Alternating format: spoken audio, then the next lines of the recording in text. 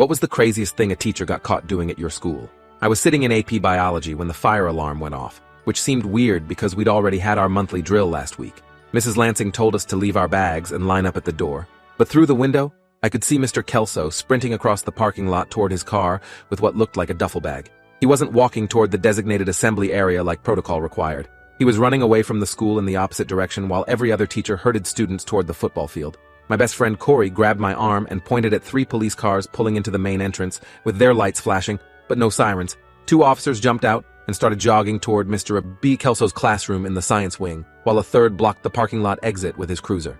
Mr. Kelso saw them, dropped his duffel bag, and tried to get back in his car, but the officer at the exit was already out with his hand on his weapon, telling him to stop moving. We watched from the biology hallway as Mr. Kelso put his hands on his head and dropped to his knees on the asphalt. Mrs. Lansing rushed us outside and told everyone to stop looking, but at least 50 students had their phones out recording everything. The officers handcuffed Mr. Kelso and walked him back toward the main building while another cop picked up the duffel bag he'd dropped. The bag was unzipped and I could see stacks of what looked like cash inside, bundles of bills held together with rubber bands. Mr. Bree Eats Kelso taught AP Chemistry and sponsored the math club, and I'd had him for honors chem last year. He was the kind of teacher who brought in liquid nitrogen to make ice cream and stayed late to help students prep for competitions. Principal Davison came on the PA system 20 minutes later while we were all standing in the hot sun on the football field. She announced there had been a security incident and police were securing the building before we could return to class. Parents started showing up within minutes after kids texted them about the arrest, and the front office became chaos with families demanding answers about why a teacher had been taken away in handcuffs. The rumor mill was already spinning out of control with theories ranging from embezzlement to assault to weapons charges. My mom pulled up in her minivan and texted me to meet her at the parking lot. She worked as a paralegal at the district attorney's office downtown and had gotten a call from her boss about what was happening. She told me to get in the car immediately and explained that Mr. Kelso had been arrested for manufacturing and distributing methamphetamine using school chemistry equipment. The duffel bag contained over $40,000 in cash from drug sales. I felt like someone had punched me in the stomach because Mr. Kelso had written my college recommendation letter and I'd trusted him completely. The school went into lockdown while police searched Mr. Kelso's classroom and found a sophisticated drug lab hidden inside the storage closet where he kept extra beakers and chemicals. He'd been using the school's lab-grade equipment to cook meth after hours, storing precursor chemicals in labeled containers that looked legitimate, and using the school's ventilation system to vent the toxic fumes. News vans arrived within an hour and set up cameras outside the main gate, turning our quiet suburban school into the lead story on every local channel. Corey called me that night and said his older brother Nathan worked at a clinic downtown that did addiction counseling. Nathan had recognized Mr. Kelso's name immediately because he'd been treating at least a dozen patients who'd bought drugs from a dealer they called the Professor, who operated out of a school. The patients had described someone who looked exactly like Mr. Kelso, right down to the wire-rimmed glasses and the periodic table tie he wore constantly. Nathan had reported his suspicions to police 3 months ago, but they dismissed it as coincidence because nobody wanted to believe a respected teacher was dealing meth. The investigation expanded rapidly once detectives started looking at Mr. Kelso's financial records and digital footprint. They discovered he'd been running the operation for at least 2 years, making approximately $15,000 per month tax-free by selling to a network of dealers who distributed across 3 counties. His bank statements showed regular cash deposits just under the $10,000 reporting threshold, a classic structuring pattern that screamed money laundering. He'd bought a boat, a motorcycle, and a vacation home in the mountains, all while earning a teacher's salary of $58,000 per year. Students who'd been in Mr. Kelso's classes started coming forward with stories that took on new meaning in hindsight. Jessica Vaughn remembered him staying in his classroom until 9 or 10 at night, claiming he was grading papers or preparing experiments. David Wu said Mr. Kelso had told the janitors not to clean his storage closet because it contained sensitive chemicals that needed special handling. Brittany Cole recalled seeing him load equipment into his car on weekends, saying he was doing demonstrations at science fairs, but there had been no science fairs scheduled those months. The district superintendent held an emergency press conference 3 days after the arrest. Dr. Patricia Montgomery stood behind a podium looking exhausted and explained that the school would undergo a complete safety audit and all science labs would be inspected for missing chemicals or equipment. She promised full cooperation with law enforcement and announced that grief counselors would be available for students struggling with the betrayal. Parents in the audience started shouting questions about how this could happen for 2 years without anyone noticing, and security had to escort several angry fathers out of the auditorium. My chemistry class was moved to a temporary room in the English wing because Mr. Kelso's lab remained an active crime scene. Yellow police tape covered the door, and forensic technicians in protective suits went in and out carrying evidence boxes. The substitute teacher they assigned us was completely overwhelmed because she normally taught middle school earth science and didn't understand AP-level chemistry curriculum.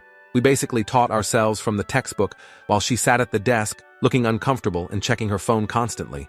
The local newspaper published an investigation that revealed the school administration had received anonymous complaints about Mr. Kelso's suspicious after-hours activity going back 18 months. Someone had reported seeing him arrive at school at midnight and stay until dawn. Another complaint mentioned chemical smells coming from his classroom during weekends when the building should have been empty.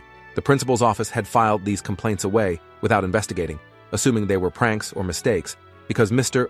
Kelso was a beloved teacher with 15 years of spotless service. Nathan's addiction clinic provided police with detailed statements from 7 patients who identified Mr. Kelso from a photo lineup as their direct source for methamphetamine purchases.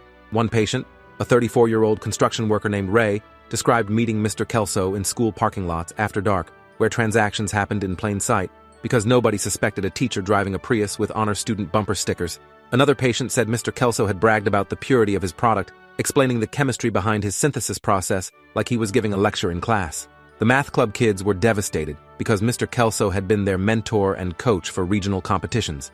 Olivia Preston, the club president, had worked with him for 3 years and considered him a father figure after her own dad left. She'd spent countless hours in his classroom after school, studying competition problems while Mr. Kelso apparently cooked meth in the storage closet 15 feet away. She told reporters she felt sick knowing she'd been breathing contaminated air and trusting someone who was manufacturing poison that destroyed families. Federal agents joined the investigation when they discovered Mr. Kelso had been ordering precursor chemicals through the school's science supply accounts, using district purchase orders to obtain substances that would normally raise red flags. He'd exploited his position as department head to approve his own orders without oversight, gradually stockpiling methylamine, pseudoephedrine, and other controlled substances. The school district faced potential liability for failing to monitor chemical inventories and implement proper controls. Mr. Kelso's wife filed for divorce the week after his arrest, and released a statement through her lawyer claiming she had no knowledge of his criminal activities. She'd believed the extra money came from tutoring and summer consulting work he'd mentioned doing for pharmaceutical companies. Their 2 daughters, both in college, issued their own statement saying they were horrified by their father's actions and supported the victims of his drug distribution. The family house went up for sale immediately as legal bills started mounting. The criminal complaint became public record and revealed disturbing details about the scope of Mr. Kelso's operation. He'd been producing approximately 2 pounds of methamphetamine per week, generating over 30 pounds annually, with a street value exceeding $600,000. He'd kept detailed records of his sales on an encrypted laptop, documenting every transaction with buyer information and amounts. He'd also been teaching his cooking methods to 2 younger dealers who paid him royalties, essentially franchising his drug lab model. Parents organized a recall election targeting 3 school board members who'd been in office during the entire period of Mr. Kelso's criminal activity. The board had approved budget cuts that eliminated the district's internal auditor position 2 years earlier, the same time Mr. Kelso had started his operation. Without oversight, he'd been able to manipulate supply orders and access school facilities whenever he wanted. The board members defended themselves by claiming they'd trusted the administration to handle daily operations, but voters weren't buying that excuse. My mom came home from work one evening with a folder full of documents she wasn't supposed to show me, but she thought I deserved to understand what had really happened. The district attorney's office had been investigating Mr. Kelso for 6 months after Nathan's report about the professor dealer, but they'd needed time to build a case that would hold up in court. They'd installed surveillance in the school parking lot and documented Mr. Kelso making late-night visits. They'd traced his phone to known drug transaction locations. They'd been watching and gathering evidence while he continued teaching my classmates and running his meth lab. The most shocking revelation came when detectives searched Mr. Kelso's vacation home in the mountains and found a second, larger drug lab in the garage. This one was even more sophisticated, with professional-grade equipment worth over $100,000. He'd been producing industrial quantities there and using the school lab mainly for small batches and quality testing. The mountain property was registered under an LLC with a fake business address, another layer of the elaborate deception he'd maintained while grading our chemistry tests and sponsoring field trips. Students started connecting other strange behaviors they'd witnessed over the years. Thomas Reyes remembered Mr. Sage Kelso getting extremely angry when a student accidentally spilled a beaker of phenylacetic acid, screaming about the waste in a way that seemed disproportionate. Amanda Foster recalled him locking certain cabinets with padlocks that didn't match the school's standard equipment, claiming hazardous materials needed extra security. Kyle Morrison had seen Mr. Kelso meeting with a rough-looking man in the parking lot who definitely wasn't a parent or teacher, but had assumed it was just a tutor or family member. The State Education Board launched an investigation into how teacher background checks and monitoring systems had failed so completely. Mr. Kelso had passed multiple background checks during his career, but those only caught existing criminal records, not ongoing criminal behavior. The board proposed new policies requiring random audits of teacher computer use, inventory systems for all science supplies, and security cameras in labs that would feed to district offices. Teachers' unions immediately objected, calling the proposals invasive surveillance that punished everyone for one person's crimes. 3 of Mr. Kelso's former students from years past came forward with a pattern that police found significant. All 3 had shown sudden academic improvements in his class after initially struggling, and all 3 had later developed substance abuse problems. Detectives theorized that Mr. Kelso had been recruiting vulnerable students into his distribution network by first helping them with their grades, then gradually introducing them to drugs and dealing. One former student, now 23 and in recovery, confirmed he'd started selling meth for Mr. Kelso during his senior year after the teacher offered him a way to make money for college. The preliminary hearing happened 6 weeks after the arrest, and the courtroom was packed with current students, parents, former students, and media. Mr. Kelso appeared in an orange jumpsuit looking 20 pounds thinner with hollow eyes and gray skin. His expensive defense attorney argued that his client suffered from a gambling addiction that had driven him to desperate measures, presenting medical records showing treatment for compulsive gambling disorder. The prosecutor countered with evidence that Mr. Kelso had been living a double life with calculated precision, showing no signs of desperation, but rather careful planning and execution.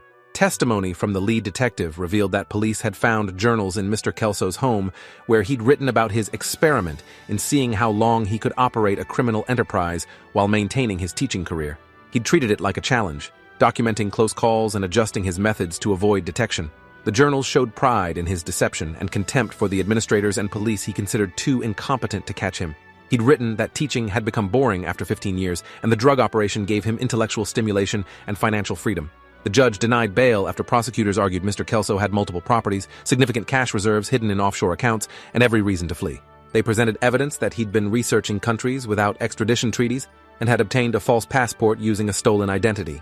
He'd been planning an exit strategy if his operation was ever discovered, prepared to abandon his family and disappear with his drug money. The defense's claims about gambling addiction looked even weaker when prosecutors showed the court photos of luxury watches, designer clothes, and expensive electronics found in a storage unit rented under a fake name. Students organized a protest outside the district office, demanding answers about administrative failures that had enabled Mr. Kelso's crimes. Over 200 kids walked out of class and marched downtown carrying signs that said, "How did nobody notice?" and "Our trust was betrayed." Local news covered the protest extensively, with student leaders giving articulate interviews about feeling unsafe and questioning whether other teachers might be engaged in criminal behavior. The district superintendent resigned under pressure 2 days later, releasing a brief statement taking responsibility for systemic failures. The school hired an independent investigator to review all science department operations and personnel. The investigator, a former DEA agent named Dennis Kowalski, spent 3 weeks interviewing staff, reviewing records, and inspecting facilities. His report identified multiple red flags that should have triggered investigations: excessive chemical orders, missing inventory that was never reported, Mr. Kelso's unusual access patterns recorded by the electronic lock system, and complaints from janitors about strange smells that were dismissed. The report concluded that a culture of complacency and lack of oversight had created conditions where criminal activity could flourish unchecked. Mr. Kelso's bail hearing revealed more about his criminal sophistication. Federal prosecutors presented evidence that he'd been laundering money through a nonprofit tutoring organization he'd created, claiming to help disadvantaged students while actually funneling drug profits through fake donations and grants. He'd filed fraudulent tax returns, showing charitable work that never happened, generating additional tax benefits while hiding his real income. The IRS had joined the case, adding tax evasion and fraud charges that could add decades to his potential sentence. Nathan's Clinic provided data showing a correlation between Mr. Kelso's drug distribution and a spike in methamphetamine addiction cases in our county. Admissions for meth-related treatment had increased 37% over the past 2 years, with many patients describing a new supplier whose product was more potent and addictive than what had previously been available. Public health officials estimated that Mr. Kelso's high-purity meth had contributed to at least 12 overdose deaths and dozens of addiction cases that destroyed families and careers. The math club had to withdraw from regional competitions because Olivia and several other members were too traumatized to participate. She'd developed severe anxiety and trust issues, requiring therapy to process the betrayal by someone she'd viewed as a mentor. Her parents filed a civil lawsuit against the school district seeking damages for emotional distress, arguing that administrators' negligence had exposed their daughter to a dangerous criminal while she believed she was pursuing academic excellence in a safe environment. Discovery in the criminal case revealed that Mr. Kelso had been corresponding with other chemistry teachers in different states, sharing recipes and methods through encrypted messaging apps. Federal agents arrested 2 teachers in Illinois and 1 in Georgia, who'd been part of Mr. Kelso's network. all using similar methods to manufacture drugs using school equipment. The conspiracy was much larger than anyone had imagined, an interstate operation of educators turned drug manufacturers who'd been comparing notes and improving their techniques like they were collaborating on lesson plans. The school board hired a crisis management firm to handle public relations as the scandal continued expanding. The firm recommended full transparency and aggressive reforms, leading to the implementation of strict new protocols for science departments across the district. Every chemical had to be logged and tracked through a computerized system. Security cameras were installed in all labs with 24/7 monitoring. Science teachers had to submit detailed lesson plans showing exactly which materials they'd be using and when. Many veteran teachers resigned in protest, calling the new rules insulting and claiming they were being treated like criminals. Mr. Kelso's defense strategy became clear during pre-trial motions when his attorney filed paperwork seeking to suppress evidence based on an illegal search. They argued that police had violated the Fourth Amendment by installing surveillance cameras in the school parking lot without a warrant. The prosecution countered that the parking lot was public property, with no expectation of privacy, and they'd been observing criminal activity in plain view. The judge sided with prosecutors, allowing all evidence gathered through surveillance and subsequent searches with proper warrants. A television documentary crew approached my mom about featuring the case in an episode about professionals who become criminals. She initially refused, but changed her mind after learning the documentary would include interviews with recovering addicts whose lives had been destroyed by Mr. Kelso's meth. She wanted people to understand the real human cost beyond the sensational headlines about a teacher cooking drugs. The documentary filmed at our school, interviewing students, former colleagues, and Nathan's clinic patients who shared devastating stories about addiction and recovery. The trial finally started 8 months after Mr. Kelso's arrest, and the prosecution's case was overwhelming.